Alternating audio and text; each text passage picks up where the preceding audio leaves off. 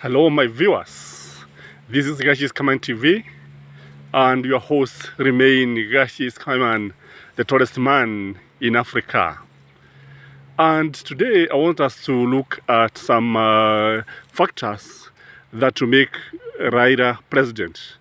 In this sense, what we are saying is that Ruto will make Raila the president of the Republic of Kenya. So elections are processes. No election is won on the election day. So if you think that Raila will win the election on date 9 August, you are wrong. Because it is something that takes a very long process to win. And you also agree with me that Trump did not lose the election. Actually, he won the election battle, but lost the election war. And this is what is happening to Ruto. So Ruto will make Raila president because of the following reason. One is because of his pride. You agree with me that pride is a sin. According to the Bible, it's a sin.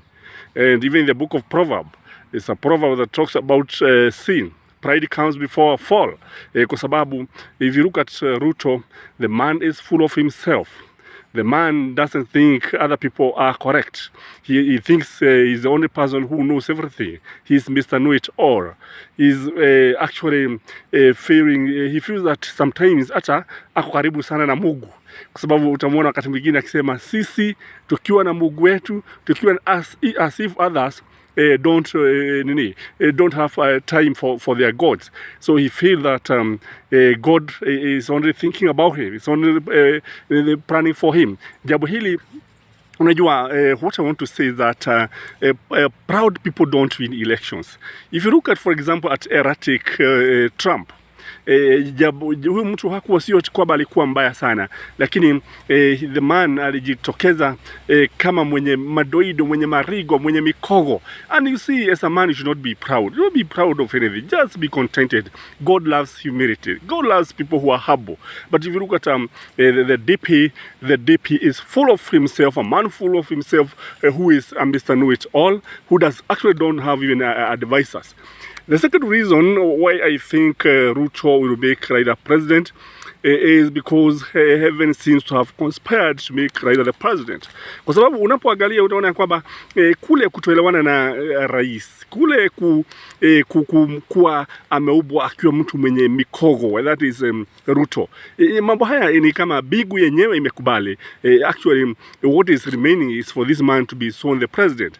It's like heaven has accepted. Heaven says that this man is going to be the president. Ukumbuke ya kwamba huyu jamaa hajai kupoteza uchaguzi wote. Labda 1997, his first election, wakati alikuwa na Barine. Huyu mtu 2007 he won the elections. 2013 it is not known whether the elections. 2017 the elections were never opened. The servers up to date, they have never been opened.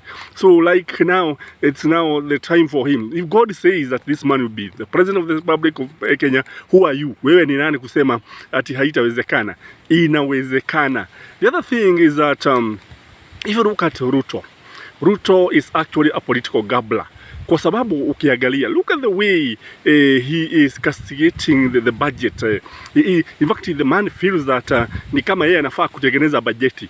Na wakati aliambiwa kwamba uchaguzi ni marathon, it's not a really, aliona kama ni mchezo. Lakini unapoangalia huyu mtu, the man gabbles a lot. Kwa sababu angalia jinsi ambavyo anaongea kuhusu vyombo vya usalama. Vile ambavyo anasema reduce money from this, because if you watch my morning video, I talked about it when Ishongwa and his team are saying that we should reduce the military budget, the Minister of Internal Security, that money from the presidency, the money should be taken to other areas. Nafikiri nakumbuka kuna wakati ambapo Raila, I think in 2007, alikuwa anasema kwamba ikiwa atakuwa rais, Wanajeshi wote watatoka kabini, they will come to the field, watakuwa wakitengeneza barabara, watakuwa wakiwatumikia watu wengine. Na jambo hili ni jambo ambalo labda hawakulichukulia vizuri. No one ever in the world has ever cross ranked with the forces. Kama unapigana na wao, amewahi kuwa rais wa jamhuri. Kwa hivyo ni vizuri uone vile ambavyo huyu jamaa anajikaaga kwa mafuta yake mwenyewe. Nguruwe hujikaaga kwa mafuta yake mwenyewe, and that is what he is busy doing, thus increasing the chances of Raila's presidency. The other reason is that this guy is very dishonest. Unapomwangalia unaona kwamba anasema hivi na sivyo anamaanisha. Tena ukiangalia unaona kwamba he want to take the credit of the Jubilee government development record, but he doesn't want to accept that kuna nini, kulikuwa na changamoto. They failed in many areas. For example, they have never delivered the laptops. They have never done so many things that they say. The dams, he doesn't want to talk about it. And the other thing is that when he start behaving like this, kujioneka unajitoa kama mtu ambaye hawezi akaongea ukweli, mtu ambaye hawezi watu wakamwamini, jambo hili linamfanya watu wasimwamini. And that is why you have this slogan, whom can you trust? And for sure, when you look at the two, Raila is coming out as somebody who can be trustworthy when you compare him to this guy. The other thing is that this man is not as popular as people think. The guy, I think, is highly overrated. The guy is overrated because Ruto's support, the main support, the die-hard supporters are only in the North Rift. Do you think Ruto can call for demonstration in Nairobi watu watoke? Wewe unafikiri hivyo? Do you think there are many people who aseme kesho we shall come out demonstrating against ABCD, against the government? Nani atatokea? Compare this to Raila. Raila, I think it is only Eldoret that people will not come out, and we have seen it in the past. So if you look at what I'm saying is that this man does not have much support. It doesn't have the hard supporters. Wale ambao wanaweza kuwaita the disciples, political disciples. When you compare this with Raila, utaona kwamba Raila ana wafuasi wake ambao wako tayari kumfia kwa sababu unapoangalia utaona katika kila sehemu. Sababu unapoangalia hata nini, if you look at ODM has the face of the country. Lakini ukiangalia UDA utaona kusema ukweli ni Rift Valley. Even the Mount Kenya guys, akina Didi Nyoro, akina Rigathi Gachagua, these are sojourners, ni watu ambao wako pale na wajua hawako nyumbani. Wanajua vizuri sana hawako nyumbani. And the fullness of time watakuja kujua ya kwamba hawa watu hawako nyumbani. Kwa hivyo this one is actually conspiring again to make Raila the president. The other issue is that when you look at Nairobi again, utaona kwamba there's no way somebody can become president without the support of Nairobi. If you look at the encouraging numbers in Nairobi, ni wachache sana. Kama nafikiri hawezi hata wakafika 4% na Nairobi. Lakini unapoangalia wale ambao wanamuunga mkono Raila, Wakikuyu wako wengi pale, Waluo wako wengi, the Luhyas, majority of the tribes, they constitute about 75 to 80%. Kwa hivyo ni vipi mtu anaweza kuwa kiongozi wa nchi na the capital, the economic hub, it doesn't have the control of the capital. Kwa hivyo utaona kwamba jambo hili linamwendea mrama, kwa sababu utapata kwamba ni jambo ambalo linamfanya amfanye Raila kuwa the president. I say the election is a process, it's not a one-day affair. The other thing is that this guy seems to be attacking everybody, left, right, center, everywhere. Na akijaribu, ndio sababu unaona his personality, that's why I'm saying heaven is working against him and is conspiring to make Raila president. Kwa sababu ni vipi mtu anaweza kuwa anagombana na kila mtu? Anagombana na rais, anagombana na Raila, anagombana na mataifa jirani, kila mtu anagombana naye. Kwa hivyo inaonekana kwamba the guy is very impatient, the guy doesn't respect many people. Na jambo hili ni jambo ambalo utapata kwamba linaweza kuleta mizozo mingi sana, na hata si ajabu kama nilivyosema ile migogoro ambayo sasa imeanza kutokeza UDA, na ndio sababu kaona sasa Moses Kuria akamtoroka na wengine watamtoroka, mtakuja kujionea, kwa sababu his personality works against him, and that is how he is continuing very much to work against himself, and thus contributing to make Raila the president. Then again, look at the international community. The guy's image is completely bad. Utaona kwamba watu wamewahi kuhusishwa na mambo mengi sana kama vile ufisadi. Kwa mfano kule Kimware amewahi kutajwa kule kuchukua shamba na la mteshi na kuwa kesi kaida mahakamani, and then the judgment was against him.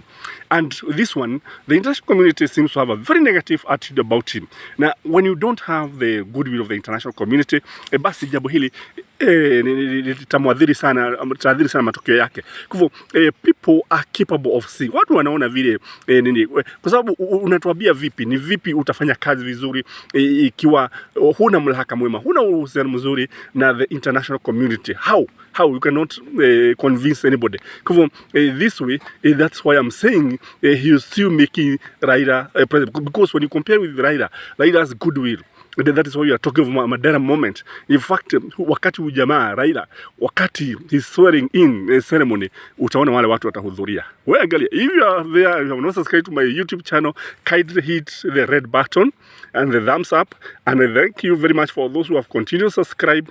Thank you, and God bless you.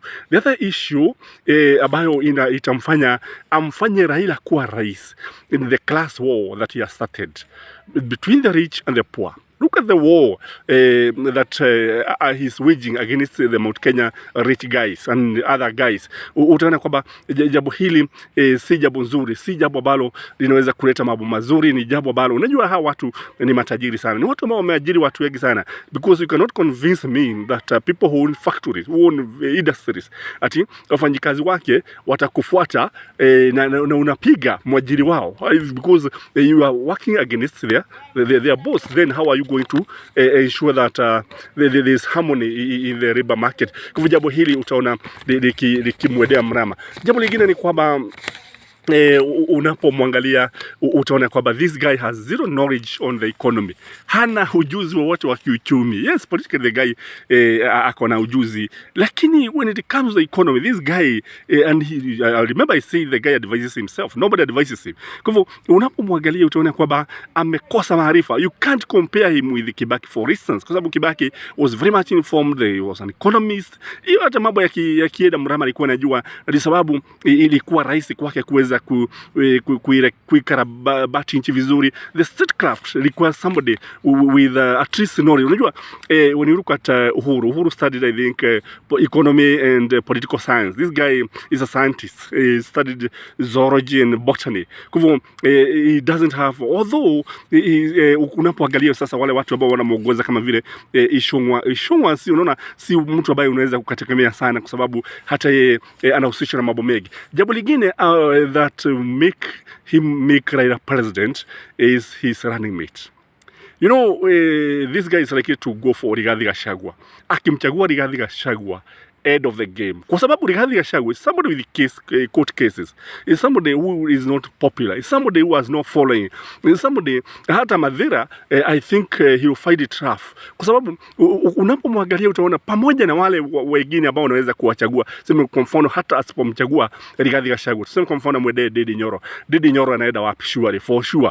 Can even beat Mwangi wa Iria in Murang'a. He can't. Then akimwedea nani Moses Kuria ambaye alimkataa. So remember, even Moses Kuria said that he cannot work with somebody who is not winning the elections. And remember, I said Moses Kuria is a guy who studied statistics and he was working in the bank in Dubai. Na anajua vizuri sana, na ukiuliza anybody who has done statistics, will show you that Raila is the next president.